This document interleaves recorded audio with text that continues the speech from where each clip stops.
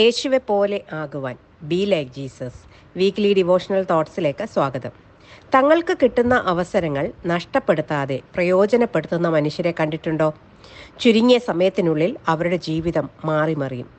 മറ്റുള്ളവർ കണ്ട് ആശ്ചര്യപ്പെടുത്തക്ക രീതിയിലുള്ള മാറ്റം അവർക്കുണ്ടാകും. എന്നാൽ കിട്ടിയ അവസരങ്ങളെ പഴി പറഞ്ഞ് ഇതിലും വലുത് നാളെ എനിക്ക് കിട്ടുമെന്ന് പറയുന്നവർ ഇന്നും നാളെകളെ നോക്കിക്കൊണ്ടിരിക്കുകയാണ്. യേശുവിനോടൊപ്പം ക്രൂശിച്ച 2 കള്ളന്മാർക്കും ഇതുപോലെ ഒരു അവസരമുണ്ടായിരുന്നു. ഒരുവൻ ഈ അവസരം നഷ്ടമാക്കി, മറ്റവൻ പ്രയോജനപ്പെടുത്തി. ഇന്ന് നാം ചിന്തിക്കുന്നത് കൃപയാൽ കൊലമരത്തു നിന്ന് മഹത്വത്തിലേക്ക് പ്രവേശിച്ച കള്ളനെക്കുറിച്ചാണ്. ലൂക്കോസ് സുവിശേഷം 23 അധ്യായം 40 മുതൽ 43 വരെയുള്ള വേദഭാഗങ്ങളെ 5 തലത്തിൽ നമുക്ക് പഠിക്കാൻ സാധിക്കും. ഒന്നാമതായി, ആ മനുഷ്യൻ്റെ സ്വഭാവം എന്തായിരുന്നു എന്ന് നോക്കാം. അവൻ്റെ ജീവിതം ഒരു ക്രിമിനൽ പശ്ചാത്തലമുള്ളതായിരുന്നു.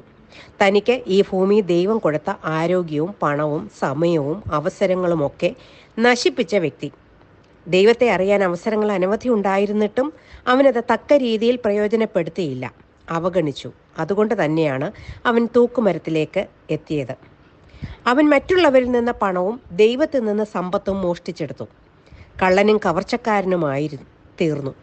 ഇപ്പോൾ ക്രൂശിൽ ക്രിസ്തുവിനോട് കൂടെ ആയിരിക്കുന്ന നിമിഷത്തിലും അവൻ യേശുവിനെ നിഷേധിക്കുകയും ദുഷിക്കുകയും ചെയ്തു. രണ്ടാമതായി, അവൻ്റെ അവസ്ഥ എന്തായിരുന്നു എന്ന് നോക്കാം. സ്വന്തം പാപത്തിന് വേണ്ടിയാണ് അവൻ ക്രൂശിൽ മരിക്കുന്നത്. ഏറ്റവും ചെറിയ കരുണയ്ക്ക് പോലും അയോഗ്യനായിരുന്നു അവൻ. സ്വയം രക്ഷിക്കാൻ കഴിവില്ലാത്തവൻ ആയിരുന്നു അവൻ. അതായത് തൻ്റെ രക്ഷയ്ക്കായി എന്തെങ്കിലും ചെയ്യാൻ അവൻ അപ്പോൾ കഴിവില്ലായിരുന്നു. കൈകളിൽ ആണി തറച്ച അവസ്ഥ. മുഴങ്കാലിൽ നിന്ന് പ്രാർത്ഥിക്കാൻ അവന് കഴിയുകയില്ല, കാലുകളിൽ ആണി തറച്ചിരുന്നു. രക്ഷയ്ക്കുള്ള വില കൊടുക്കാൻ അവന് കഴിയുകയില്ലായിരുന്നു. അവൻ്റെ കയ്യിൽ പണവുമില്ലായിരുന്നു. രക്ഷയ്ക്കായി യേശുവിൽ വിശ്വസിക്കാനല്ലാതെ സ്നാനമേൽക്കാനോ കൂട്ടായ്മ അനുഭവിക്കാനോ സഭയോട് ചേരാനോ സാധിക്കാത്ത ഒരവസ്ഥ. കൃപയാലല്ലാതെ, അതായത് സൗജന്യമായ പൂർണ്ണമായ പരമാധികാരമുള്ള കൃപയാലല്ലാതെ അവന് രക്ഷപ്പെടാൻ സാധ്യമല്ലാത്ത അവസ്ഥയിലായിരുന്നു അവൻ. മൂന്നാമതായി, അവൻ്റെ ഏറ്റുപറച്ചിൽ എന്തായിരുന്നു? യേശുവിനെ അവനൊന്ന് നോക്കി. മുകളിൽ എഴുതിയിരിക്കുന്ന തിരുവെഴുത്ത് അവൻ വായിച്ചു. ഇവൻ യഹൂദന്മാരുടെ രാജാവ്. യേശുവിലെ ക്രൂശിൻ്റെ ആദ്യ മൊഴി അവൻ കേട്ടു. തന്നെ ക്രൂശിച്ച റോമൻ പടയാളികൾ ചെയ്യുന്നത് എന്താ എന്ന് അവരറിയായികയാൽ അവരോട് ക്ഷമിക്കണമേ എന്നായിരുന്നു യേശു അന്നേരം പറഞ്ഞത്. ഈ വാക്കുകൾ, യേശുവിൻ്റെ ക്രൂശിക്കപ്പെട്ട ശരീരം, ഇവയെല്ലാം അവനിൽ ദൈവഭയം ഉളവാക്കി. യേശുവിനെ അവൻ നോക്കിയപ്പോൾ തന്നിലേക്ക് തന്നെ ഒന്ന് നോക്കാൻ അവന് തോന്നി. തൻ്റെ പാപം, തൻ്റെ ശിക്ഷ, ഇവയെപ്പറ്റി അവൻ മനസ്സിലാക്കി. തൻ്റെ ശിക്ഷ ന്യായമായത് ആണ് എന്ന് മനസ്സിലാക്കി. എന്നാൽ യേശു അന്യായമായിട്ട് ശിക്ഷ അനുഭവിക്കുകയാണ് എന്ന സത്യം അവൻ മനസ്സിലാക്കുകയും ചെയ്തു. യേശുവിൻ്റെ പാപമില്ലാത്ത അവസ്ഥ അവൻ തിരിച്ചറിഞ്ഞു. എന്നിട്ടും എന്തിനവൻ ക്രൂശിൽ കയറി? ദൈവത്തെ പിതാവേ എന്ന് വിളിച്ചപ്പോൾ യേശു ദൈവപുത്രൻ എന്ന് അവൻ തിരിച്ചറിഞ്ഞു. അത് അവൻ ഏറ്റുപറയുകയും ചെയ്തു. നാലാമതായി, അവൻ ചിലത് വായ്കൊണ്ട് ഏറ്റുപറഞ്ഞു. അവൻ കണ്ടത് അവൻ പ്രസ്താവിക്കുകയാണ് ചെയ്തത്. അവൻ വിശ്വസിച്ചത് അവൻ പ്രസ്താവിക്കുകയാണ് ചെയ്തത്. അരുതാത്തതൊന്നും ചെയ്യാത്ത ക്രിസ്തു എന്ന് അവൻ ഏറ്റുപറഞ്ഞു.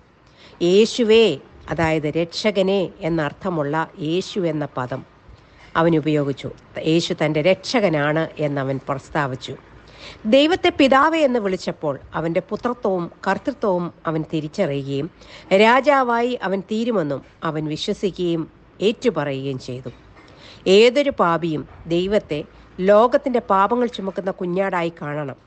തൻ്റെ പാപത്തെ യേശു ചുമന്നൊഴിച്ചു എന്നവൻ വിശ്വസിക്കുകയാണ് ചെയ്തത്. അവിടെ യേശു പുനരുത്ഥാനം ചെയ്യൂ എന്നവൻ വിശ്വസിച്ചു. അതുകൊണ്ടാണ് നീ രാജ്യത്വം പ്രാപിച്ചു വരുമ്പോൾ എന്ന വാക്ക് അവൻ ഉപയോഗിച്ചത്. അഞ്ചാമതായി, അവൻ വിശ്വസിച്ചേറ്റ് പറഞ്ഞപ്പോൾ അവനൊരു അഷ്വറൻസ്, അതായത് ഉറപ്പ് യേശുവിൽ നിന്ന് ഉണ്ടായി. ഏറ്റവും നല്ല വാഗ്ദത്തം അവന് നൽകി. അതായത് യേശു തന്നെയാണ് ഏറ്റവും വലിയ വാഗ്ദത്തം. ഏറ്റവും നല്ല സ്ഥലം അവന് കിട്ടി.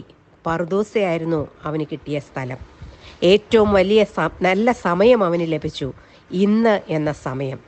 ഏറ്റവും നല്ല സഖിത്വം അവന് കിട്ടി, യേശുവിനോട് കൂടെ ആയിരിക്കാനുള്ള സഖിത്വം. പ്രിയ ദൈവപൈതലേ, തൻ്റെ അവസാന മണിക്കൂറുകളിൽ രക്ഷപ്പെട്ട ഒരു പാപിയാണ് ഈ ക്രൂശിലെ കള്ളൻ. ലോകത്താരും വിചാരിച്ചില്ല ഇന്ന് ഈ മനുഷ്യൻ പർദീസയിൽ പോകുമെന്ന്. അതിന് തക്കതായ പ്രവൃത്തി ഈ ജീവകാലത്ത് അവൻ ചെയ്തിട്ടില്ല. അവൻ്റെ വായിൽ നിന്ന് ദൈവഹിതപ്രകാരമുള്ള ഒരു വാക്കും ആരും ഇതുവരെ കേട്ടിട്ടുമില്ല. എന്നിരുന്നാലും ദൈവപുത്രന്റെ സാമീപ്യം അവനിൽ മാനസാന്തരമുളവാക്കി. അതിൽ നിന്ന് നമുക്ക് എന്ത് മനസ്സിലാക്കാം? രക്ഷ ദൈവത്തിൻ്റെ ദാനമാണ്. പശ്ചാത്തപിച്ച കള്ളന് തുടർന്ന് നല്ല കാര്യങ്ങളൊന്നും ചെയ്യാൻ സമയമില്ലായിരുന്നു. എന്നാൽ സക്കായി രക്ഷിക്കപ്പെട്ടപ്പോൾ ചില തീരുമാനങ്ങൾ എടുക്കാനും അത് നിവർത്തിക്കാനും കഴിഞ്ഞു. ഇവിടെ വിശ്വാസം മാത്രം കൈമുതലാക്കി ദൈവത്തിൻ്റെ അകമഴിഞ്ഞ കരുണയ്ക്ക് അവൻ പാത്രനായി. രണ്ടാമതായി, ഒരു പാപവും ക്ഷമിക്കാൻ കഴിയാത്ത രീതിയിൽ മോശമല്ല. ദൈവത്തിന് അനുതപിക്കുന്ന പാപിയുടെ തെറ്റുകൾ പൊറുക്കാൻ കഴിയും, എത്ര വലിയ പാപം ചെയ്തിരുന്നാലും. ഈ ഭൂമിയിൽ ചെയ്തു കൂട്ടിയ തെറ്റിന് അവൻ മരണശിക്ഷ അനുഭവിച്ചു. അവൻ തൻ്റെ പാപത്തെ ഏറ്റുപറഞ്ഞതിനാൽ അവന് ദൈവത്തിൽ നിന്ന് പാപമോചനവും ലഭിച്ചു. രക്ഷ ദൈവത്തിൻ്റെ ദാനമാണ്. ദൈവത്തിന് പാപങ്ങളെ മോചിക്കാൻ കഴിയും. ദൈവത്തിന് വാഗ്ദത്തങ്ങൾ നിറവേറ്റാനും കഴിയും എന്നുള്ളതാണ് നാം ഇതിൽ നിന്ന് പഠിക്കേണ്ടതായ പാഠം. നമ്മിൽ പ്രതീക്ഷ ഉളവാക്കുന്ന ഈ വേദഭാഗം ഒന്ന് ധ്യാനിച്ചേ. ഇനിയും നിങ്ങൾക്ക് അവസരമുണ്ടോ എന്ന് നമുക്ക് എങ്ങനെ അറിയാൻ സാധിക്കും? എപ്പോൾ നമ്മുടെ മരണം നടക്കുമെന്ന് നമുക്കറിയില്ല. നാളത്തേക്ക് മാറ്റിവെച്ചാൽ, അവഗണിച്ചാൽ മറ്റേ കള്ളനെ പോലെ നിത്യജീവൻ നമുക്ക് നഷ്ടമാകും. കിട്ടുന്ന അവസരങ്ങളെല്ലാം പ്രയോജനപ്പെടുത്താനും യേശു എന്ന രക്ഷകനെ വിശ്വസിക്കാനും മാനസാന്തരപ്പെടാനും വാഗ്ദത്തം പ്രാപിക്കാനും ദൈവം നമ്മെ സഹായിക്കട്ടെ എന്ന പ്രാർത്ഥനയോടെ ഈ ധ്യാനചിന്ത ഇവിടെ അവസാനിപ്പിക്കുന്നു. God bless you all.